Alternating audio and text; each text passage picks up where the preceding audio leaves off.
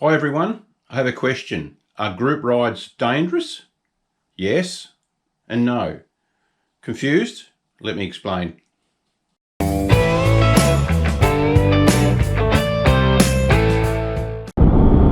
everybody, welcome to the channel. Just out on the ride today with the boys. We're heading around half of Tasmania, and I just thought I'd have a little bit of a talk about group rides. A lot of people have asked me in messaging, what's your thoughts on group rides, whether I should do it or not. Well, it's really an individual thing. I'm not a huge fan of large group rides personally. I've had a couple of bad experiences in the past, and it just takes the edge off the whole day.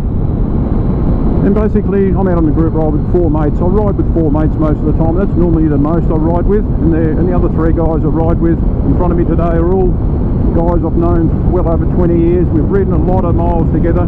We know each other. We know each other's weaknesses and strengths. And it's really important that when you're on a group ride, that you ride your own ride. And what I mean by that is, you go at your pace, what you're comfortable with. Because it doesn't matter how hard you want to ride, there's always going to be someone faster, and there's more experienced, and there's going to be someone slower. And you know, end of the day, there's no prizes for getting anywhere first. So I'll just quickly talk about group rides. It's really important that you know, if the guys want to go past and you're not comfortable, let them go. You know, ride your own ride, and keep your sensible distance. And if you're following a slightly slow rider, don't go past them until you've got a straight section of road or a really wide section.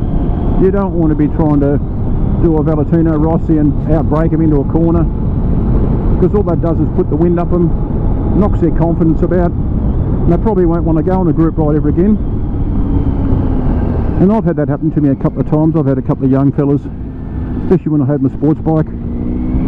All they want to do is race you, and I probably could have gone quick, and you know, but the problem was their inexperience. I probably would have outbraked them, and they probably would have run wide and ended up having an accident. So as much as looking after yourself on the road, you've got to look after some of the less experienced riders, and don't get tangled up in having a bit of a go together or any of that sort of behaviour. It's just not worth it. And if you're riding at 100%, you don't enjoy the ride anyway. Like, you just got to take a step back and think about what a group ride really is. It's, you know, it's about getting from A to B, taking in the scenery like we are today, enjoying the ride. You know, the guys in front of me are a bit quicker than me. They've probably got slightly more road orientated tyres than I have. But, you know, I'll be probably 5 or 10 seconds behind them when we pull up at our destination, and that's all it is. You know, and obviously if you've got a cruiser style bike, you're not going to corner as hard and as fast as you probably can on the sports bike, so don't get tangled up in that either. If you've got someone on the cruiser bike and they're you come up behind them, don't try and pass them near a corner or going round a corner, because they'll probably run wide a little bit anyway, because obviously they can't lean the thing over as hard as we can on adventure bikes.